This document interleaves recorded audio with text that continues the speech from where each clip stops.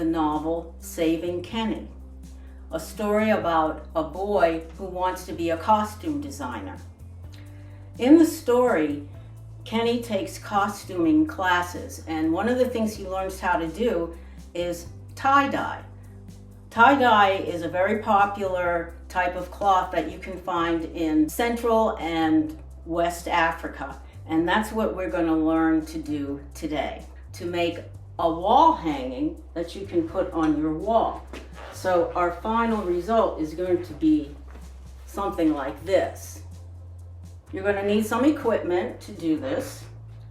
The first thing you need is a piece of fabric that is 36 inches by 36 inches white 100% cotton. What I like to do is buy old sheets at a thrift store, and that way you can recycle.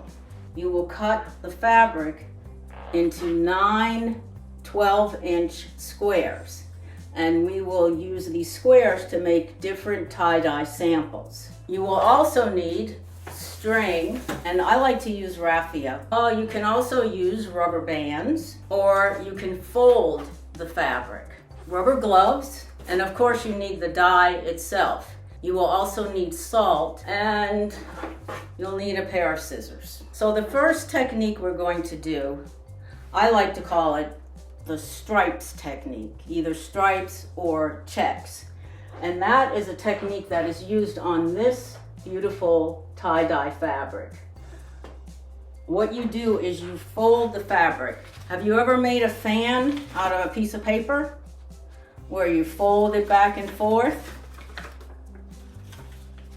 Well, that's the same thing that we do with this type of tie-dye. You fold it back and forth and you dip it in the dye. Where the folds are, the creases, the dye cannot get into those spots and it'll stay white. So it'll stay white on both sides, and the inside will take on a color.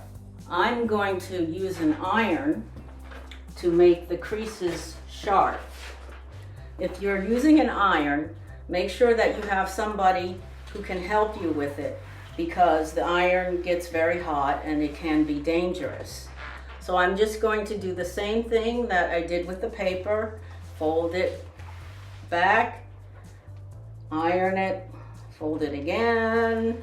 So if you leave it like this and you dye it, you're going to get stripes. But if you want to make checks, you keep on folding it to make a little square. Fold it over, press it, and you don't have to press it. Even if you just fold it by hand, it will block out the dye. Okay, so what you end up with is a square, a little square, and then you just tie a piece of string or wrap a rubber band around it, and you drop it in the dye bath. Okay, the next one that I'm going to show you is the bubble technique. And that's the technique that Kenny used on his project. And that's where you get these like little circles. You start with another square. You poke your finger in to the square and you come up with a little point. Then you take some string or a rubber band and you wrap it around the fabric and tie it off. And you can do as many of these as you want to. And remember that the however far away you tie from the point is how big the circle is going to be. And this is an example of what it would look like when you tie it up in several places to make the bubbles. And then you drop it in the dye bath. The third one that we're going to do is called the sunburst. And that's where you have a big circle in the middle and the sun rays branching out from the center. That's the sunburst. And the way that we do that is get another sample, poke your finger in the middle, and you start tying it at different spots. So this first one, it'll be the circumference of the sun. And then you just continue to tie more and more strings down the length of the cloth. And if you want to make it more interesting, you can twist it. And this is an example of a sunburst that is all tied up in different lengths. This is another one where I made two sunbursts, a big one and a little one.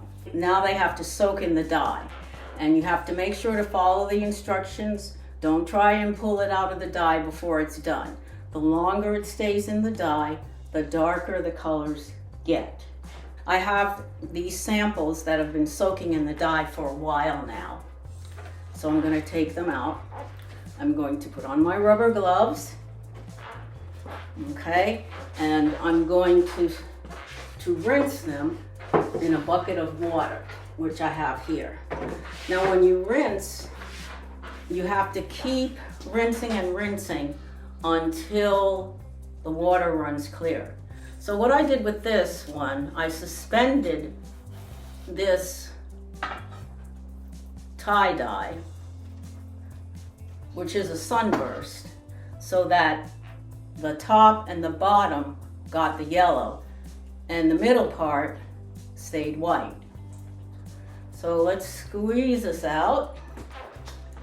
Let's get the scissors and we cut off the strings. We've taken off all the rubber bands and everything, and we open it up.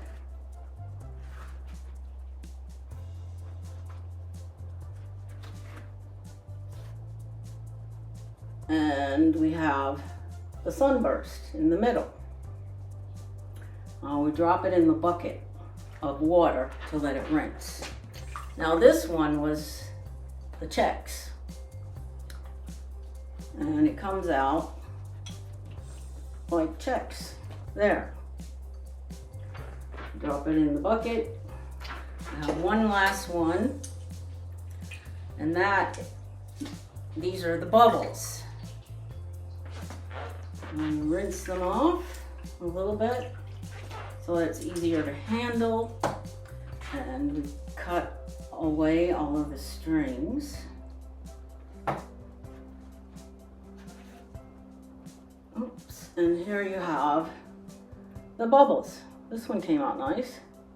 So what you end up with are 9 tie-dye samples. And then you have to sew them together. You can decide how you want to arrange them, and then you sew them into this wall hanging. If you don't know how to sew, maybe somebody in your family knows how to sew. Maybe they have a sewing machine and they can sew it for you. But if not, you can sew it together by hand. Go to the internet and look up sewing by hand, and you can probably find a tutorial that will show you how to do it. It's not hard to do. It's easy. It just takes a little bit of patience, and you can do it. I hope you've enjoyed it, and I hope you enjoy my book, Saving Kenny.